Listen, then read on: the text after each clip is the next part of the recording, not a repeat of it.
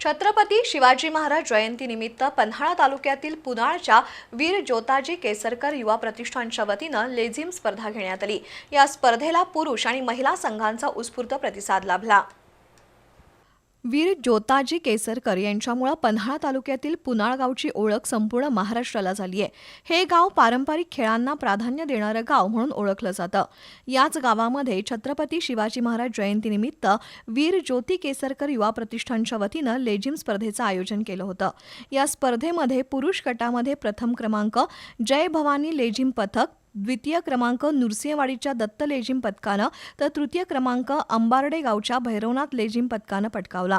तर महिला गटामध्ये धुंदवडेच्या जय जिजाऊ लेझिम पथकानं प्रथम क्रमांक, धामोडच्या छत्रपती शिवाजी लेझिम पथकानं द्वितीय क्रमांक आणि पोहाळे इथल्या विठलाई लेझिम पथकानं तृतीय क्रमांक पटकावला। अंबार्डेमधील शिवकन्या लेझिम पथकानं उत्तेजनार्थ क्रमांक पटकावला। या स्पर्धेमध्ये उत्कृष्ट हलगी वादक म्हणून नाना मुगडे तर घुमके वादक म्हणून शेणिक माने तसंच कैचाळ वादक म्हणून हार्दिक म्हामुलकर यांना रोख बक्षिसं देऊन सन्मानित करण्यात आलं। स्पर्धेचं आयोजन वीर जोताजी केसरकर युवा प्रतिष्ठानचे कार्यकर्ते आणि मारुती पाटील यांनी केलं असून यावेळी ग्रामस्थ, विविध मंडळांचे कार्यकर्ते उपस्थित होते।